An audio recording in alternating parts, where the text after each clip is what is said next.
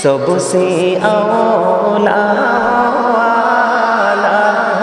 हमारा नबी, सबसे बाला आला हमारा नबी, सबसे औला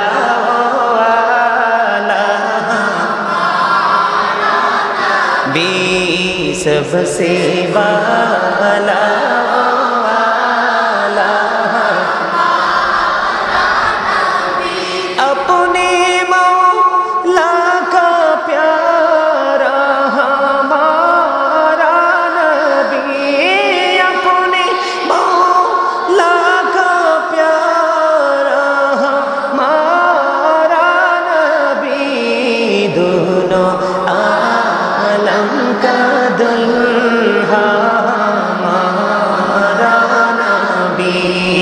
सबसे औला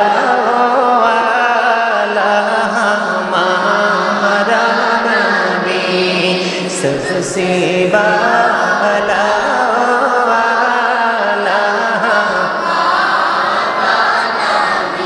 अपने मौला का प्यारा हमारा नबी, अपने मौला का प्यारा हमारा नबी, दोनों आलम का दुल्हा हमारा नबी, सबसे औला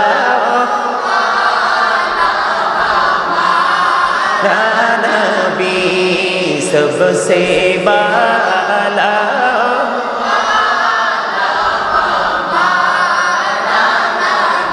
खल्कों से औलिया, औलिया से रसूल, खल्कों से औलिया, औलिया से रसूल, रसूल से आला हमारा नबी, सबसे औला हमारा नबी, सबसे बाला हमारा नबी। মারহাবা। আমরা নবী না পাইলে কি এই ইমাম হাসান হুসাইন, মা ফাতেমা, হযরত আলী, এই নিয়ামতগুলোর পরে, রাসূলের পরে কি আমরা নিয়ামতগুলো পেতাম? আমরা পেতাম না। এই জায়গাটা অত্যন্ত নিয়ামতের একটা জায়গা, অত্যন্ত নিয়ামতের। দেখেন কি চমৎকার আল্লাহ কোরআনে বলেছে কি, জানেন? কুল লা আসআলুকুম আলাইহি আজরান ইন্নাল মাওয়াদ্দাতা ফিল কুরবা। আল্লাহ রাব্বুল আলামিন জানিয়ে দিয়েছেন, হাবিব আপনি বলে দেন, আমি যে তোমাদের কাছে রিসালাত নিয়ে এসেছি, এর বিনিময়ে আমি তোমাদের কাছে আমার আহলে বাইতের ভালোবাসা ছাড়ার কিছুই চাই। তাহলে আমাদের কাছে আমার নবী এত নিয়ামত আমাদেরকে এনে দিলেন, আমরা রাসূলের আহলে বাইতকে ভালোবাসতে পারবো না? কথা বলেন, ভালোবাসতে পারবো না? ভালোবাসবো কি বাসবো না? আরো জোরে বলেন। বন্ধুরে আমার, দেখেন শুধু নবীকে শিখি, আল্লাহ রাব্বুল আলামিন নবীকে বলে তিনি ক্ষান্ত নয়। আপনার আমার প্রাণের নবী আমাদের জন্য বড় নিয়ামতের খবর দিয়েছেন। শুধু এটাই নয়, আল্লাহ রাব্বুল আলামিন ইমাম হাসান হুসাইনকে বন্ধু কত বেশি ভালোবাসেন তার একটা এক্সাম্পল আমি আপনাদেরকে দিতে চাই। তারপর আমি ইয়াজিদের চরিত্র নিয়ে একটু কথা বলবো, শুনবেন তো? কারণ ইয়াজিদ এমন একটা নষ্ট রে, তাকে নিয়ে কথা না বললে ইমাম হুসাইন কত নিয়ামত ছিল বোঝা যায় না। কথা ঠিক আছে নি? আপনারা কি বাড়িতে গরু কি সাইরাইছেন মাঠে? কেউ নিয়ে যাবে? কথা বলেন, নিয়ে যাবে? আরো জোরে বলেন, নিয়ে যাবে? তো কথা বলেন না কেন? আপনার তো অসুস্থ মানুষের মতো লাগে, রোগাক্রান্ত মানুষ, রোগী মানুষ চিনেন? মানুষের বডির রোগ কিন্তু ওষুধ খাইলে চলে যায়, কিন্তু মনের রোগ এমন এক রোগ, এটা পৃথিবীর কোনো ডাক্তার সারাতে পারবে না। পারবে? কথা বলেন না কেন? আপনারা কি জবান দিছে খালি বুট, বাদাম, বিরিয়ানি, চা দোকানে বসে চা, কফি, বিয়ের বাড়িতে গিয়ে মজার মজার খাবার খাওয়ার জন্য? দোকানপাটে, রাস্তাঘাটে, কোলাহল পরিবেশে গিয়ে অপ্রাসঙ্গিক, অগ্রহণযোগ্য কথা বলার জন্য? নো, আল্লাহ রাব্বুল আলামিন আপনাকে আমাকে জবান দিয়েছে আল্লাহর জিকির করার জন্য। কিসের জন্য?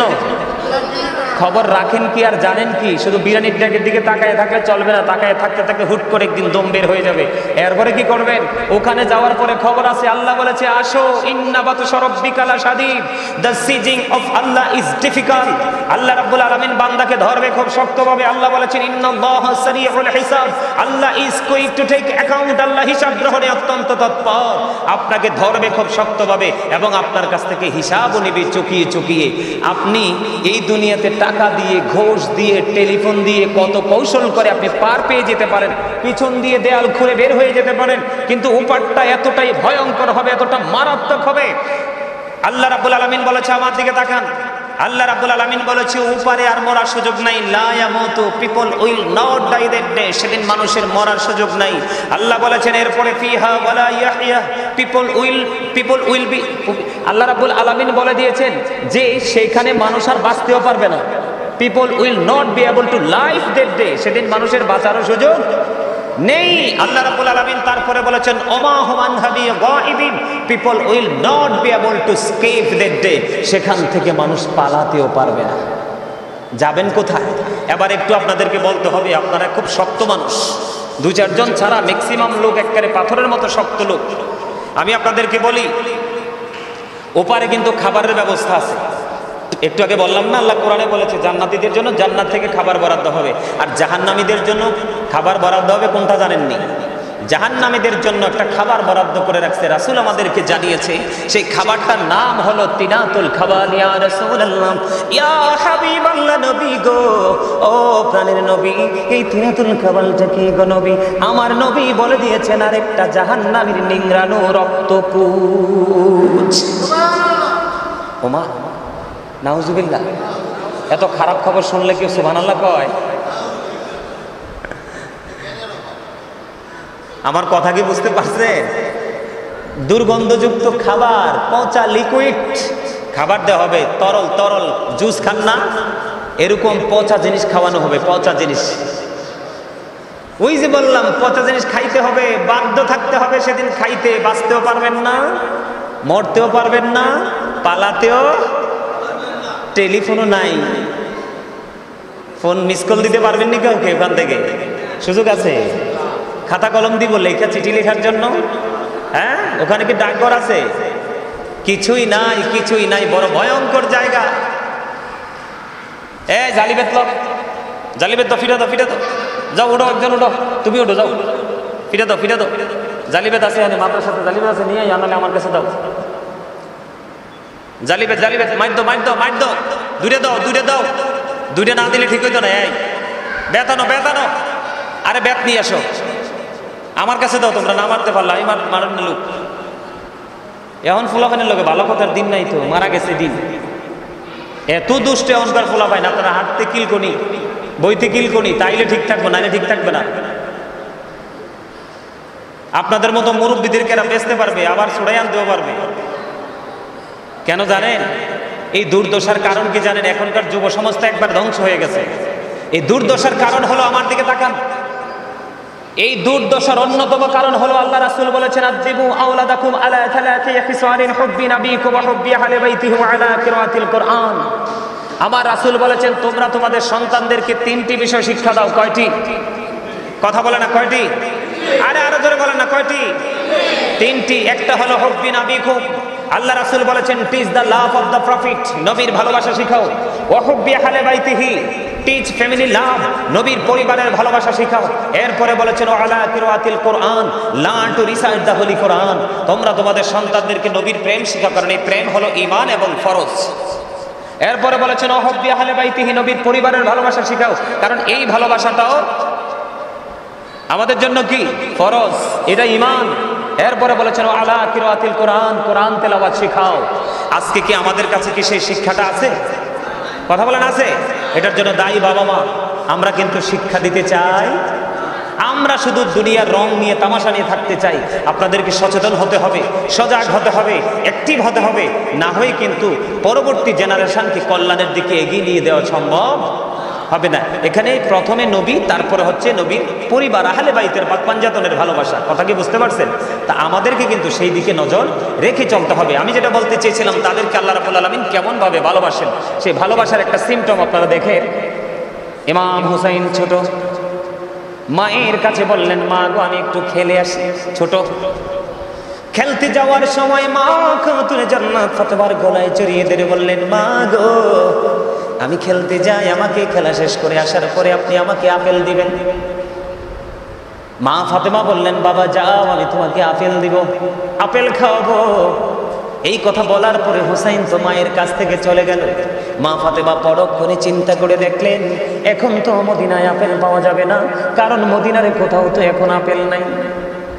এই কথা চিন্তা করে সোজা চলে গেলেন রাসূলের হুজরা মুবারকে। নবীজি হাদিস শরীফ কিতাব প্রমাণ করেছে, নবীজি বসা ছিলেন।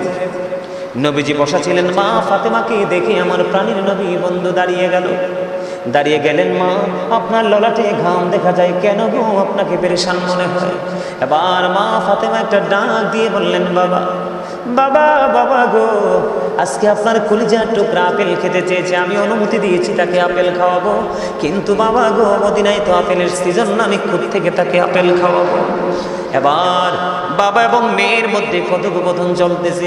ঠিক তারই মধ্যে বন্ধু আমার আল্লাহ রাব্বুল আলামিন জিবরাইলকে দিয়ে বন্ধু আপেল পাঠিয়ে দেয়। আমার নবীজির কাছে আপেল চলে আসলো। জিবরাইল এসে ডাকি দেখে বললেন, ইয়া রাসূলুল্লাহ, ইয়া হাবিবাল্লাহ, নবী গো আমার দুইটা বাটি এবং একটা চাকু লাগবে গো। মা আয়েশা সিদ্দিকা রাদিয়াল্লাহু তাআলা আনহার গড় থেকে দুইটা বাটি এবং একটা চাকু এনে দেওয়া হলো। জিবরাইল আপেলটাকে বন্ধু অর্ধাংশ করলেন, অর্ধাংশ করে একটা অংশ বাটির মধ্যে বসাই দিলেন, আর একটা অংশ নবীজির পবিত্র হাত মোবারকে তুলে দিলেন। ইয়া রাসূলুল্লাহ, এই কথা বলে বন্ধু জিবরাইল রাসূলের কাছে বলে চলে গেলেন। এরপরে মা ফাতেমা আপেলটার অংশটা দিয়ে দিলেন। ইমাম হুসাইন চলে আসলো, আপেলটা খাইতে দিলেন। খাওয়ার পরে এবার ইমাম হুসাইন ডেকে ডেকে বলে, মা গো আমার জীবনে তো এত আপেল, মজার আপেল কোনোদিন খাইনি। মা আজকে থেকে আমাকে আপেল খাওয়াবা, এই আপেল তুমি কোথা থেকে ব্যবস্থা করেছো? মা ফাতেমা ডাক দিয়ে বলে, বাবা গো তোমার নানার কাছে আল্লাহ রাব্বুল আলামিন জান্নাত থেকে আপেলটা পাঠিয়েছে। একটা দৌড় দিলেন ইমাম হুসাইন, ডাক দিয়ে বললেন, নানা গো আজকে থেকে প্রতিদিন আমাকে মজার আপেল দিতে হবে। আমার নবীজি বললেন, যাও তোমার জন্য আপেলের ব্যবস্থা হয়ে যাবে। এই কথা শুনে ইমাম হুসাইন খুশিতে চলে গেলেন। ওই যে বলেছিলাম জিবরাইল অর্ধেকটা কিন্তু একটা বাটির মধ্যে বসাইয়া আর একটা বাটি দিয়ে ঢেকে দিয়েছে।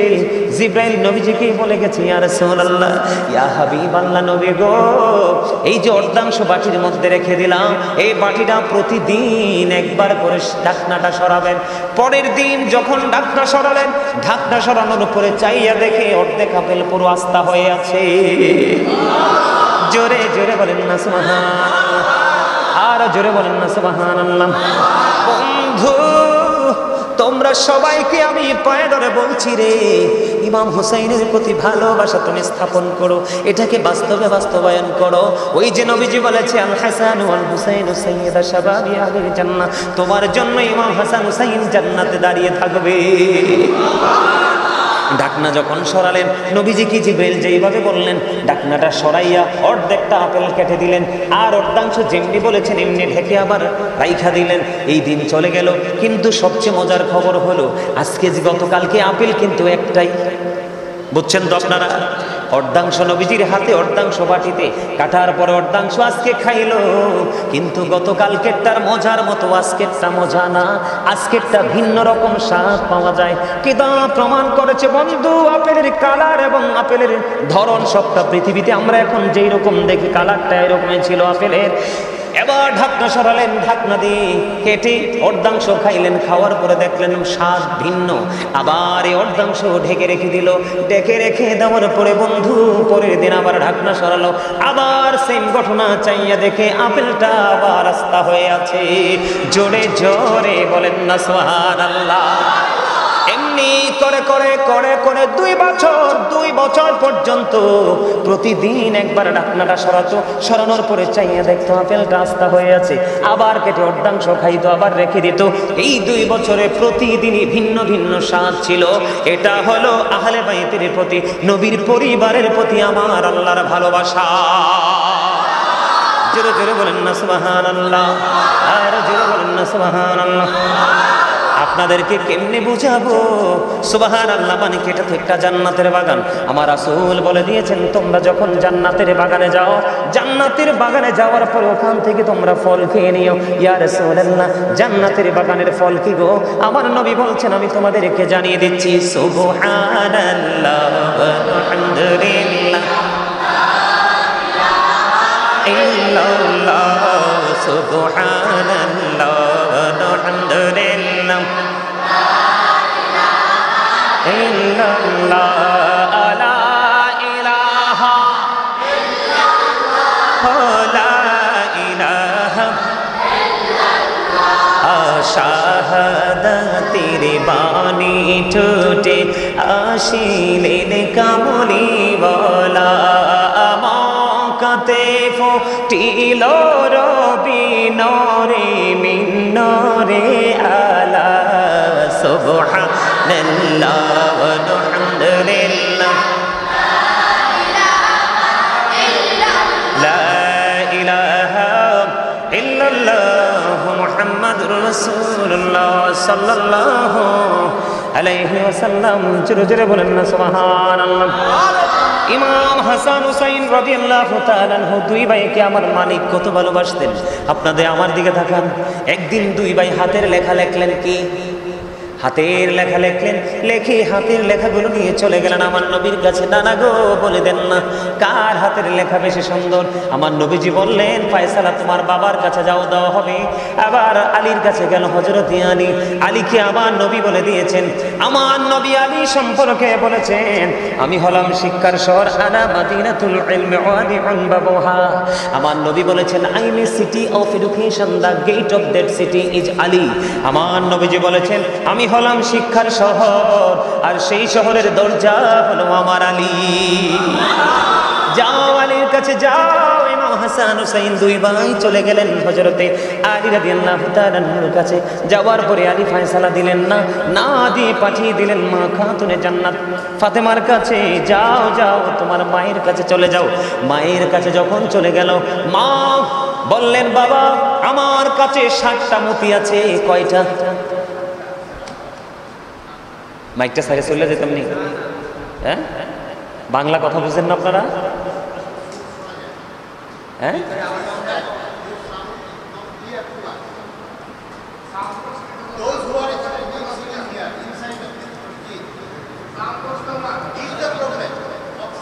আপনি আগে বললেন,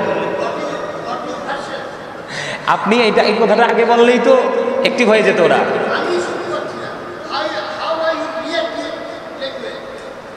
আরে ভয়ঙ্কর কথা, তুমি ইয়ে করো, দাও। ওকে ওকে, দাও দাও দাও। দেখছেন নি, এই তো এতক্ষণে না অসুখটা ধরা পড়লো।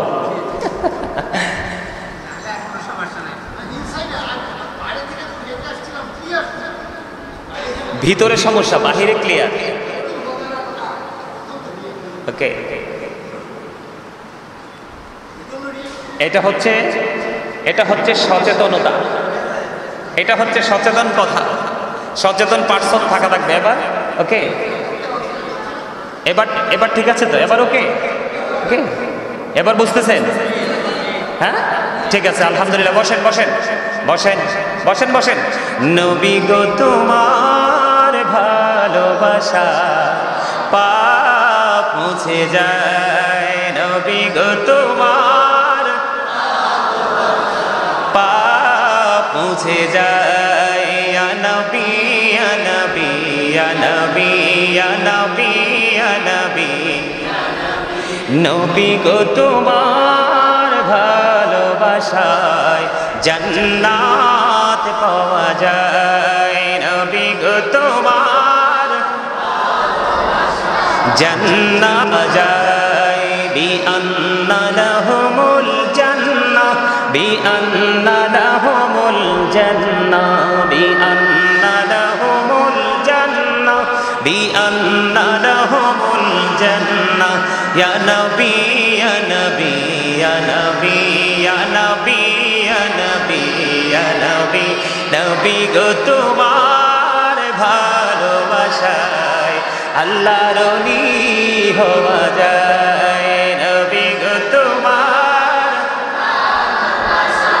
আল্লাহর ওলি হওয়া যায় ইয়া নবী ইয়া নবী ইয়া নবী ইয়া নবী ইয়া নবী ইয়া নবী জোরে জোরে বলেন আলহামদুলিল্লাহ আর জোরে বলেন আলহামদুলিল্লাহ বলতেছিলাম বন্ধু মা খাতুনে জান্নাত ফাতেমার কাছে যখন চলে গেলেন দুই কলিজার টুকরা মা ফাতেমার কাছে যাওয়ার পরে মা ফাতেমা একটা ডাক দিয়ে বললেন বাবা বাবা বাবা গো আমার কাছে 60টা মতি আছে কয়টা 60টা মতি আছে রে আমার কাছে আমি তোমাদের দিকে নিক্ষেপ করব যে যত বেশি কুড়াইতে পারবা তার মানে আমি তোমাদের সামনে ফেলে দিব তোমরা যে যত বেশি নিতে পারবা তার লেখা তত বেশি সুন্দর বলে বিবেচিত হবে আওয়াজ তোলে তোলে বলুন না আল্লাহু আকবার এবার মা ফাতেমা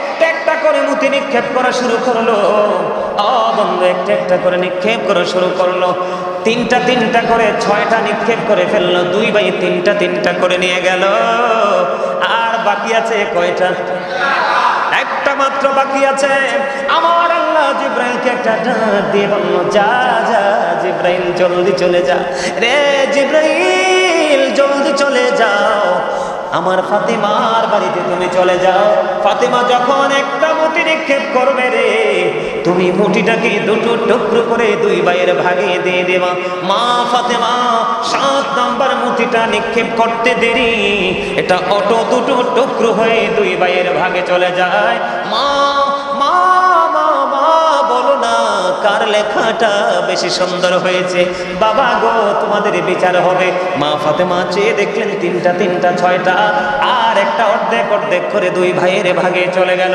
মা ফাতেমা একটা ডাক দিয়ে বললেন বাবা গো তোমাদের দুই ভাইয়ের হাতের লেখাই সমান সুন্দর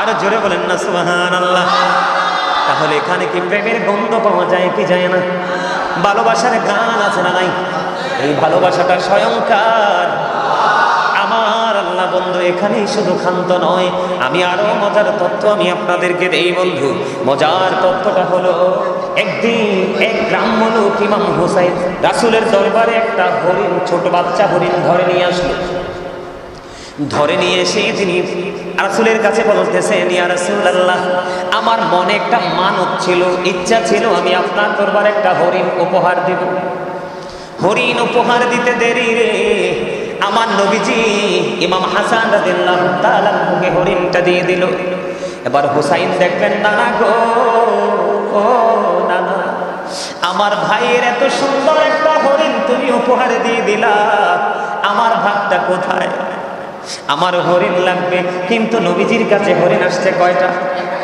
একটা হরিণ ইমাম হুসাইন আমার আপনার প্রাণের নবীর কাছে হরিণ চাইতে দেরি রে আমার নবীজি চাইয়া দেখে আমাদের এই গেটটা যেমন বরাবর ওই বরাবর দিকে সামনের দিকে চাইয়া দেখলেন একটা মা হরিণী আর একটা বাচ্চা নিয়ে দ্রুত গতিতে আমার নবীর দরবারে এসে হাজির জোরে জোরে বলেন না সুবহানাল্লাহ এবার যখন দৌড়ে আসতেছে আমার নবীজির কাছে মা হরিণী আসার পরে জবান খুলে গেল আমার নবীজির কদমে সালাম দিয়ে দিলেন ডাক দিয়ে বলতেছি ইয়া রাসূলুল্লাহ ইয়া হাবিবাল্লাহ নবী গো ও প্রাণের নবী আপনার দরবারে যে বাচ্চা হরিণীকে উপহার দিয়েছে বাচ্চা হরিণটা উপহার দিয়েছে এটার মা আমি গো এটা আপনি আপনার কলিজার টুকরা একটাকে দিয়ে দিয়েছেন আমি মা হয়ে আমার এই বাচ্চাটা নিজে নিয়ে এসেছি এটা আপনি আপনার আরেকটা কলিজার টুকরা হুসাইনকে দিয়ে দেন জোরে জোরে বলুন সুবহানাল্লাহ এই প্রেম আল্লাহ রাব্বুল আলামিন ইমাম হাসান হুসাইনকে কত বেশি ভালোবাসতেন বন্ধু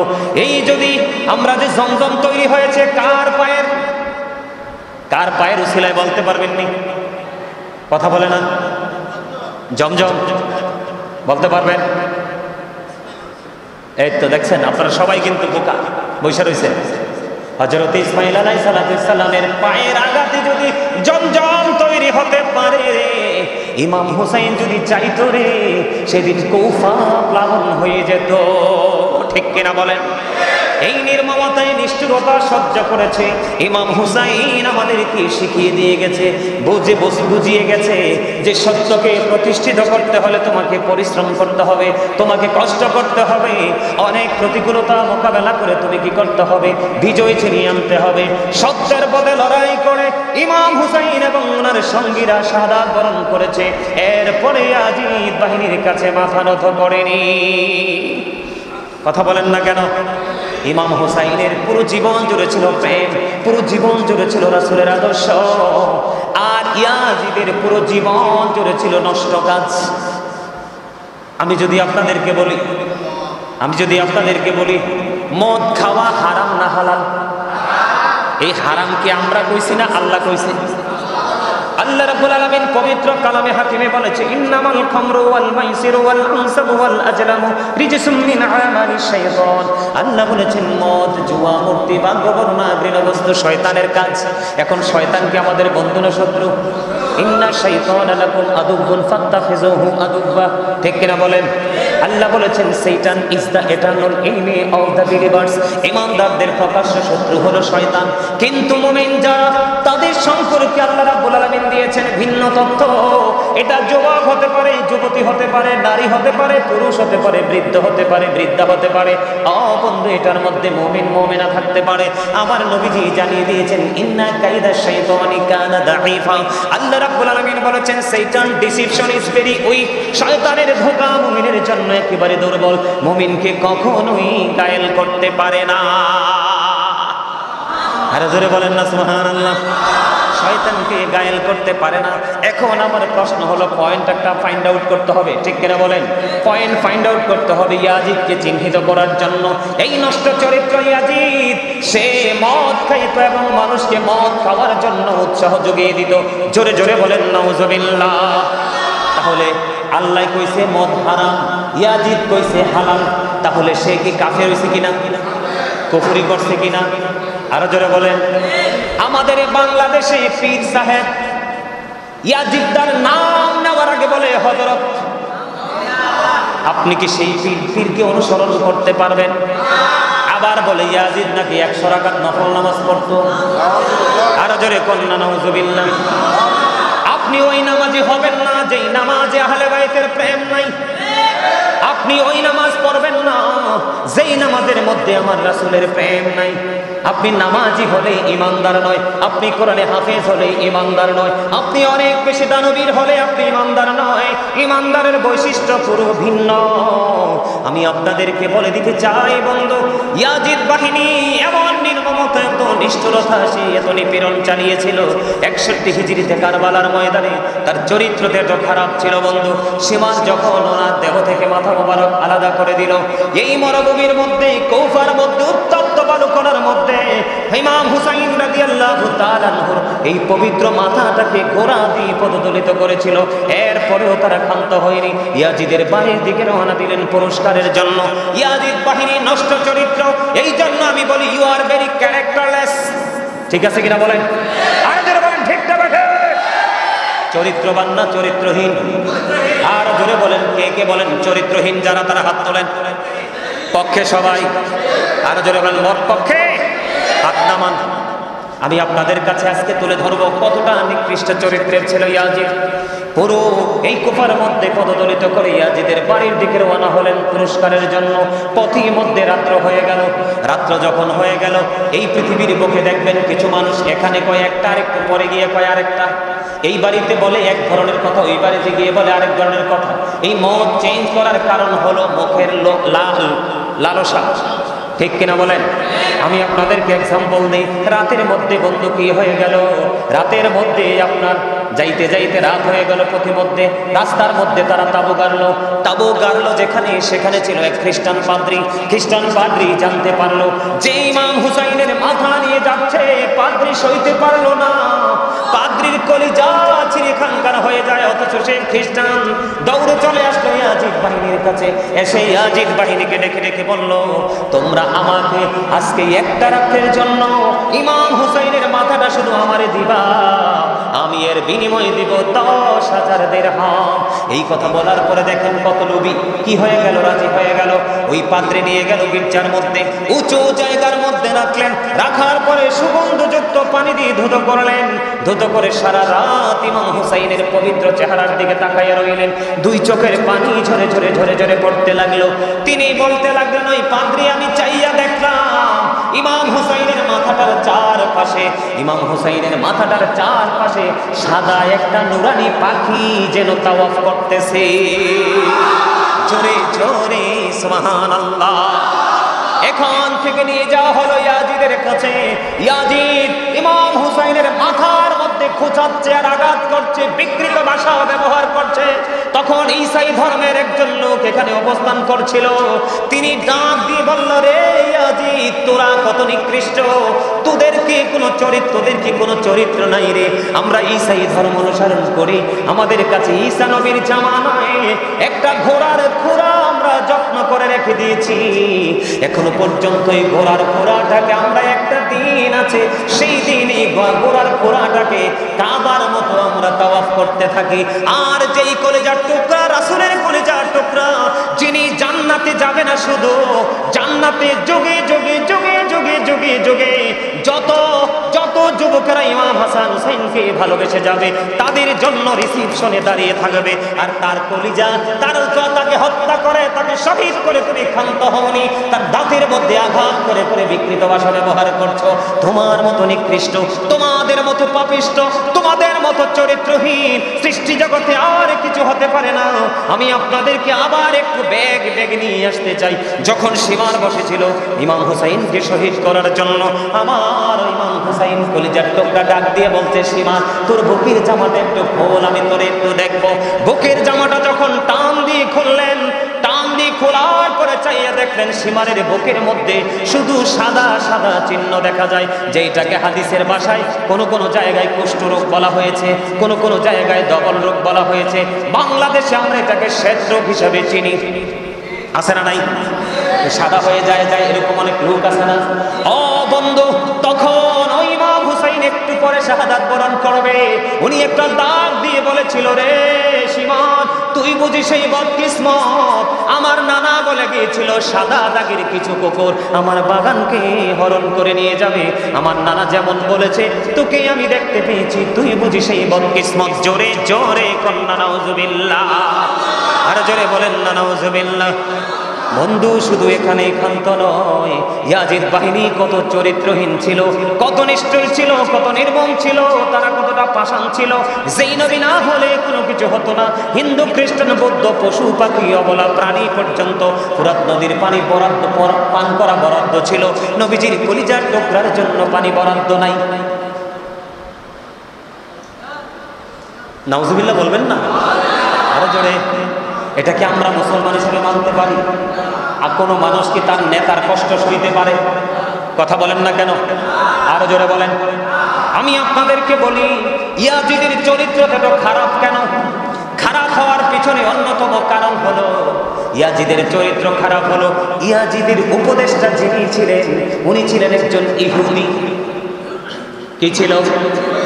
একজন ইহুদি ছিল ইয়াজিদের উপদেষ্টা, যার নাম ছিল শারজন বিন মানসুরুর রুমি। তার কাজ ছিল দিনের বেলা বানর নাচানো, রাত্র যখন হতো মদের আসর বসাতো, অসভ্য নারীদেরকে নিয়ে রং তামাশা করত। জোরে জোরে কন্যা নাউজুবিল্লাহ। এখন বেঈমানেরা মুসলমানের বন্ধু না শত্রু? আল্লাহ রাব্বুল আলামিন বলেছেন, ইন্নাল কাফিরিনা কানু লাকুম আদুওয়াম মুবিনা। আল্লাহ রাব্বুল আলামিন বলেছেন, the heritage are the eternal enemy of the universe. ঈমানদারদের প্রকাশ্য শত্রু হলো বেঈমানেরা। আল্লাহ কোরআনে আরো বলেছেন, বেঈমানদের জন্য বরাদ্দ জাহান্নাম, উইদ্দাত লিল কাফিরিন। আল্লাহ বলেছেন, উইদ্দাত লিল মুত্তাকিন, মুত্তাকিনদের জন্য বরাদ্দ জান্নাত। আপনি মুত্তাকি হতে হলে রাসূল এবং রাসূলের আহলে বাইতকে আদর্শ হিসাবে মেনে নিতে হবে। Islam is not only a religion but also complete code of life, পরিপূর্ণ পূর্ণাঙ্গ জীবন ব্যবস্থা রয়েছে ইসলামের মধ্যে। আর সেই ইসলামের নির্যাস হলো আপনার আমার প্রাণের নবী। আর জোরে কন্যা সুবহানাল্লাহ। এবং নবী পরিবার, আমি আপনাদেরকে আলোচনা শেষ করে দিচ্ছি বন্ধু। আমি আপনাদেরকে আরো মজার খবর দিতে চাই। এগুলো কোড করে নিয়ে যান, এগুলো রেকর্ড করে নিয়ে যান। আপনারা মানুষকে, গাজী সুলাইমান আল কাদরি এই কথাগুলো বলে গেছে, আপনারা মানুষকে এগুলো শোনাবেন। আমার দিকে তাকান। 61 হিজরিতে কারবালা হয়েছে। কত হিজরি মুখস্থ করেন? কত হিজরি? 61 হিজরিতে মুহররমের 10 তারিখে কারবালা হলো। আর 63 হিজরিতে ইয়াজিদ বাহিনী পৃথিবীর বুকে এমন নির্মম তাণ্ডব চালিয়েছে। জিলহজের চাঁদের 3 দিন ছিল। কয় দিন? জিলহজের চাঁদের 3 দিন বন্ধু। কেমন করে মানুষ মুসলমান সহ্য করবে? এই যে দেখেন আমার এই চাচা, চোখের পানি যখনই শুনছে চোখের পানি পড়তেছে। এইরকম অসংখ্য মানুষের চোখের জল কারবালা আসলে অটো ঝরে যায়। এগুলো হচ্ছে প্রেম ভালোবাসার নমুনা ছাড়ার কিছুই না। ঠিক কিনা বলেন? আমার দিকে তাকান। কি সমস্যা? সমস্যা সমস্যা না হইলে কথা বললেন, আলোচনা শেষ করে দিচ্ছি। 63 হিজরি। কত হিজরি? ইয়াজিদ আমার কলিজার টুকরা, আপনার কলিজার টুকরা ইমাম হুসাইন এবং ওনার সঙ্গীদেরকে শহীদ করার পরে পৃথিবীর বুকে মাত্র 2 বছর 8 মাস, মতান্তরে 3 বছর 8 মাস তিনি পৃথিবীতে বেঁচে ছিলেন। একটা দিনও তিনি শান্তিতে থাকতে পারে নাই, একটা মুহূর্ত শান্তিতে থাকতে পারেনি। তিনি জিলহজের চাঁদে 3 দিন অবন্ধ মসজিদে নববীর মধ্যে আযান দিতে দেয় নাই, নামাজ পড়তে দেয় নাই। এটাকে ঘোড়া রাস্তা বলে বানিয়ে দিয়েছিল। খানায় কাবায় বন্ধু আগুন লাগিয়ে ভেঙে ফেলা হয়েছিল। তারপরেও কি ইয়াজিদ নিয়ে কথা বলা যায় না? বলেন কি বলেন না? যেই মসজিদে নববীর মধ্যে 1 রাকাত নামাজ পড়লে 50,000 রাকাতের নামাজ পড়ার সওয়াব পাওয়া যায়, ওই পবিত্র জায়গায় 3 দিন আযান দিতে দেয়নি, নামাজ পড়তে দেয়নি, কোনো পবিত্র কাজ করতে দেয়নি। সেই 3 দিন তারা মদ খাওয়া, জিনা করা, ব্যভিচার করা, যত ধরনের হারাম কাজ সব কিছু তারা বৈধ বলে ঘোষণা দিয়ে দিয়েছে। আপনারা জানলে বন্ধু এত কষ্ট পাবেন। ইমাম হুসাইনকে শহীদ করার পরে ইয়াজিদ বাহিনীর তাণ্ডব। এই বন্ধু 63 হিজরিতে 1000-এরও বেশি মহিলা ইয়াজিদ বাহিনীর তাণ্ডবে অবৈধ সন্তান প্রসব করতে বাধ্য হয়েছে। আওয়াজ তুলে তুলে বলেন না নাউজুবিল্লাহ।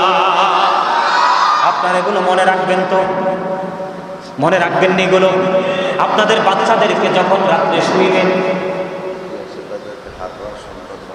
হ্যাঁ তারা তো ঘটাইছে হাররার ঘটনা, এই জন্য তাদেরকে উনি বলতেছে এই ঘটনাকে বলা হয় হাররার ঘটনা, এদেরকে হাররার সন্তান বলা হয়। বন্ধু আমি আপনাদেরকে বলে দিতে চাই, আপনাদের এই দেশে, এটা উত্তরগ্রাম হাসানিয়া দরবার শরীফ, উত্তরগ্রাম হাসানিয়া দরবার শরীফ সংলগ্ন যত আমার ভাই বাবার আছেন, আপনাদেরকে আমি বলি, আপনারা যদি জানতে পারেন কোন মানুষের এই বাড়িতে ব্যভিচারের মাধ্যমে সন্তান ধারণ করছে, আপনারা সমাজে গ্রহণ করবেননি? কথা বলেন, করবেননি? আপনারা তাকে মাজা পর্যন্ত গর্ত করে পাথর নিক্ষেপ করে মেরে ফেলবেন, তাই তো? আর যদি 1000-এরও বেশি মদিনার পবিত্র মাটিতে যদি ইয়াজিদ বাহিনীর তাণ্ডবে যদি 1000-এরও বেশি নারী অবৈধ সন্তান, যারও সন্তান প্রসব করতে বাধ্য হয়, তাহলে তাদেরকে নিয়ে আরেকটা কারবালা করার দরকার ছিল কি ছিল না? এই জমানা যদি থাকতো আমরা কি ছেড়ে দিতাম তাদেরকে? কথা বলেন, ছেড়ে দিতাম? এখনো যে আছে চোরের মতো লুকাই লুকাই থাকে, অনলাইনে ঘরে বসে বসে বক্তব্য দেয়, আর যারা সামনে থাকে ওরা অসভ্য শোনে। কোন সভ্য মানুষ ইয়াজিদের প্রশংসা শুনতে পারে না, কারণ ইয়াজিদের প্রশংসা করার কিছু নাই, কিছু নাই, কিছু নাই। তার পুরো চরিত্রটাই ছিল নষ্ট চরিত্র। যে একজন উপদেষ্টা গ্রহণ করেছিল ইহুদি, যার নাম ছিল শারজুল বিন মানসুর রুমি, এখানেই শুধু ক্ষান্ত নয় বন্ধু, 700 সাহাবীকে অতর্কিতভাবে হত্যা করেছে। জোরে কন্যা নাউজুবিল্লাহ, আর জোরে বলেন নাউজুবিল্লাহ। ইন্না লিল্লাহি ওয়া ইন্না ইলাইহি রাজিউন। মদিনার 10,000-এরও বেশি সাধারণ মানুষকে হত্যা করা হয়েছিল। তারা এইভাবে বন্ধু রাষ্ট্র কায়েম করেছে। আজকে যদি আমাকে যদি কেউ বলতো যেটা আবু বকর বলেছে, কেউ যদি আমার হাতে গরু গোটা পৃথিবী পৃথিবীটা যদি একটা হাতে তুলে দেওয়া হয় আর একটা হাতে যদি আমার প্রাণের নবীর ভালোবাসা তুলে দেওয়া হয়, আমি আমার নবীর ভালোবাসাটাই গ্রহণ করব। জোরে জোরে কন্যা সুবহানাল্লাহ, আরো জোরে বলেন না সুবহানাল্লাহ। এই জন্য আমি বলতে চাই, আমার নবীকে কষ্ট, আমার রাসূলের কলিজার টুকরাকে কষ্ট দিলে রাসূল কষ্ট পায়, আর রাসূল কষ্ট পাইলে আল্লাহ কষ্ট পায়। আল্লাহ যদি কষ্ট পায় তার কোনো নিস্তার নাই। ইমাম হাসান হুসাইনকে ভালোবাসলে, মা ফাতেমাকে ভালোবাসলে, হযরত আলীকে ভালোবাসলে আমার নবীর ভালোবাসা হয়ে যায়। নবীকে ভালোবাসলে আল্লাহর ভালোবাসা হয়ে যায়। আল্লাহর ভালোবাসা যায় পায় তার ঠিকানা জান্নাত। জোরে কন্যা সুবহানাল্লাহ, আর জোরে বলেন না সুবহানাল্লাহ। আপনারা জানেন না, ইমাম হুসাইনকে যখন শহীদ করা হয়েছিল, এই নিষ্ঠুরতাটা আগে বলে ফেললাম, কারণ যদি পরে মিস্টেক হয়ে যায়, সময় না পাই, এই জন্য আগে আপনাদেরকে শোনাই দিলাম। যদি বন্ধু, ইমাম হুসাইনকে যখন শহীদ করা হয়েছিল, বাইতুল মুকাদ্দাসের জ্বলন্ত পাথর থেকে রক্ত প্রবাহিত হয়েছিল, তাজা রক্ত প্রবাহিত হয়েছিল। ইমাম হুসাইন রাদিয়াল্লাহু তাআলা আনহুর শাহাদাতের পরে সিরিয়ায় যে কোনো পাথর সরাইলে বন্ধু, ওই পাথরের নিচ থেকে তাজা রক্ত প্রবাহিত হয়েছে। হাদিস শরীফের মধ্যে এসেছে, যিনি হাদিস বর্ণনা করেছেন রাবী, তিনি বলেছেন ইমাম হুসাইনের শহীদের সাথে সাথে গোটা পৃথিবী এত কালো হয়ে গেছিল, মনে হয়ে গেছিল কিয়ামত কায়েম হয়ে যাবে। জিনের কান্না পর্যন্ত শুনতে পাওয়া গেছে। আকাশ কেঁদেছে, বাতাস কেঁদেছে, আসমান জমিন সব কেঁদেছে, কিন্তু নিষ্ঠুর ইয়াজিদ বাহিনীর হৃদয় কাঁদে না। নাউজুবিল্লাহ বলবেন না, আর জোরে বলেন। তাহলে ইমাম হুসাইনকে ভালোবাসবেন নি? বাসবেন। যদি ইমাম হুসাইনকে ভালোবাসেন, নামাজ পড়তে হবে। ইমাম হুসাইন শাহাদাতের আগ মুহূর্ত তিনি নামাজ ছাড়েন নাই, আছে না নাই? ইমাম হুসাইনকে ভালোবাসলে সত্য কথা বলতে হবে, সত্য পথে চলতে হবে, সত্যের সন্ধানে সব সময় থাকতে হবে, তাহলেই হবে আহলে বাইতের ভালোবাসা। আর যদি মুখে বলি ভালোবাসা, বাস্তবে কোনো কিছু খুঁজে না পাই, তাহলে এখান থেকে আপনার আমার জীবনের সফলতা কোনোভাবে সম্ভব না। আমার নবীজি যখন চলে গেছেন, যাবেন, তার আগে উম্মে সালমাকে কিছু মাটি দিয়েছিলেন। কি কিছু মাটি দিয়েছিলেন? মাটি দিয়ে বলেছিলেন, সালমা রে, মাটিগুলো তুমি যত্ন করে রাইখা দিও। যেদিন দেখবা এই মাটিগুলো রক্তে লাল হয়ে গেছে, সেই দিন মনে করবো আমার হুসাইন শহীদ হয়ে গেছে। ইমাম হুসাইন শহীদ হওয়ার পরে সত্যি উম্মে সালমা চাইয়া দেখলেন, আমার নবীজির যে দেওয়া মাটি সংরক্ষণ করে রেখেছিল, ওই মাটিটা পুরো রক্তে লাল হয়ে গেছে। সব কিছু হয়ে গেল, কিন্তু আমাদের জীবনের পরিবর্তন হলো না, আমাদের নীতি নৈতিকতার পরিবর্তন হলো না, আমাদের চরিত্রের পরিবর্তন হলো না। পরিবর্তন তো হয়নি, বরঞ্চ অবক্ষয়ের দিকে। কথা কি আমি ঠিক বলছি না? আমাদের সমাজে সত্য কথা নাই, আছে? সত্য কথা, ম্যাক্সিমাম লোকই মিথ্যা কথা বলে, ম্যাক্সিমাম লোক হারাম পথ উপার্জন করে। সত্য এটা প্রচলিত পেশায় রূপান্তরিত হয়েছে, আছে না নাই? আপনাদের উত্তর গ্রামে আশেপাশে সুদ খায়নি মানুষ, এদের সাথে ওঠা বসা চলাফেরা কিছু করবেন না। এরা মসজিদে টাকা দিলেও নিবেন না। কথা কি বুঝতে পারছে? যে সুদ খায়, যে সুদ দেয়, যে সুদের টাকা লেনদেন করে, যে স্ট্যাম্প রাখে, এমনি করে করে সুদ সংক্রান্ত বিষয়ে যত মানুষ সম্পৃক্ত আছে, সবগুলোর সাজা। বাঁচার কোনো উপায় নাই। নবীজি মেরাজে গিয়ে জাহান্নামে দেখছে এক একটা মানুষের পেট এক একটা ঘরের মতো বড় বড়। কিসের মতো বড় বড়? এক একটার পেট এক একটা ঘরের মতো বড় বড়। জিব্রাইল গো, জিব্রাইল এরা কারা? জিব্রাইল গো, নবী গো, এটি আপনার নামধারী উম্মত, পৃথিবীতে শুধু সুদ খাইছে, এই জন্য পেট কি বড়। নবীজি গো, এটির পেটে সাপ আর বিচ্ছু। আওয়াজ তুলে বলেন নাউযুবিল্লাহ। আর কিছু করতে পারে না পারেন, একজন হক্কানি আলেম, একজন হক্কানি আল্লাহর ওলির সাথে সম্পর্ক রাখবেন। কি রাখবেন? তখন অটোমেটিক্যালি আপনার জীবনের সব পরিবর্তন এসে যাবে। আর পরিবর্তন হতে হতে হতে হতে একদিন আল্লাহর রহমতের ছায়া তলে জায়গা হয়ে যাবে। এই জন্য আল্লাহ রাব্বুল আলামিন বলেছেন, join with my dear people, come to my paradise, ফাদখুলি ফি ইবাদি ওয়াদখুলি জান্নাতি। জোরে জোরে বলুন সুবহানাল্লাহ। আর জোরে বলেন সুবহানাল্লাহ। আর জোরে। মনে থাকবো? 5 ওয়াক্ত নামাজ পড়বেন, হালাল পথে রোজগার করবেন, মা বাবার সাথে ভালো আচরণ করবেন।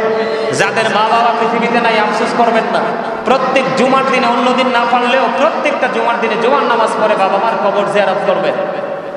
গরিব দুঃখী অসহায় মানুষ, এদেরকে সাহায্য করার চেষ্টা করবেন। আমার আসলে সময়টা এমন একটা সময়, আমার আসারই প্ল্যান ছিল না, বাজার ফোন দিতে পরে দৌড়ে চলে আসলাম। সত্য কথা যেটা, আমি কিন্তু এখানকার দাওয়াতি না, আপনাদের দাওয়াতি না। হ্যাঁ, ওই একটা বাঞ্চলিক একটা কথা আছে না, উড়ে এসে জুড়ে বসা, ঠিক এই রকমের মতোই। কারণ হচ্ছে, তারপরও আমি আপনাদেরকে কতটুকু খুশি করতে পারবো আমি জানি না, আপনাদের কাছে কতটুকু ভালো লাগছে জানি না। আমার সময়টা যদি লম্বা 2-3 ঘন্টা সময় আমার হাতে থাকতো, তাহলে আমি আলোচনাটাকে আজকে 3টা ভাগে ভাগ করতাম। কয়টা ভাগ? একটা হলো আশুরার ফজিলত নিয়ে পুরো একটা টপিক তৈরি করতাম। দ্বিতীয়ত আহলে বাইতের প্রেম নিয়ে একটা টপিক তৈরি করতাম। তারপরে কারবালার যে নির্মম, যেই নিষ্ঠুর অধ্যায়, এই করুণ যেই জায়গাটা, ইমাম হুসাইন শাহাদাত, আলী আকবর শাহাদাত, ওখান থেকে ওই জায়গাটা থেকে শুরু করে ইয়াজিদের জীবনের শেষ পর্যন্ত এবং তাদের পরিণতিটা কেমন হবে সেই বিষয়টা নিয়ে আরেকটা টপিক তৈরি করতাম। একটা ডিজাইনেবল আলোচনা হতো, আপনারা এটা ধারণ করতেন, সারা জীবন মনে রাখতে পারতেন, সফলতা সম্ভব হতো। তবে আমি আপনাদেরকে সর্বশেষে একটা কথা বলবো, সেই কথাটা হলো আমরা আর কিছু বুঝি আর না বুঝি, আমরা ইমাম হাসান হুসাইন তার পরিবারকে ভালোবাসবো, জীবন ভরে তাদেরকে শ্রদ্ধা করে স্মরণ করব। এটাই হয়তো আমাদের জন্য নাজাতের উসিলা হতে পারে। কথা কি বুঝতে পারছেন? আমরা সবাই ভালোবাসা চাই, শান্তি চাই, মুক্তি চাই, দুনিয়ার শান্তি, পরকালে মুক্তি চাই। আমরা এই শান্তি এবং মুক্তি দুটো পেতে হলে অবশ্যই ইসলামের সুশীতল ছায়াতলে আসতে হবে। আর আসতে হলে অবশ্যই যোগ্য, দক্ষ, টেকসই আলেম এবং ওলিদের সাথে যুক্ত হতে হবে। তাহলেই আমাদের দুনিয়া এবং আখিরাতকে আমরা কি করতে পারবো? আলোকিত করতে পারবো। সম্মানিত উপস্থিতি, আমি আপনাদেরকে আমার অগোছালো আলোচনা থেকে কি বার্তা দিতে পারছি আমি জানি না, কতটুকু আপনারা নিতে পারছেন সেটাও জানি না। আমার অগোছালো আলোচনা আমি এখানেই সমাপ্ত করছি। আমার আলোচনা যদি কেউ কষ্ট পেয়ে থাকেন, আল্লাহর রাস্তে ক্ষমা করে দিবেন। যদি ভালো লেগে থাকে, আমার এই কথাগুলো মেনে চলার চেষ্টা করবেন। আল্লাহ আমাদের সবাইকে আহলে বাইতের প্রেমিক ও ঈমান ইসলামী জিন্দেগি নিয়ে যেন বসবাস করতে পারি। আল্লাহ যেন আমাদেরকে সে তৌফিক দান করে। সকলে বলুন আমিন। এই বলে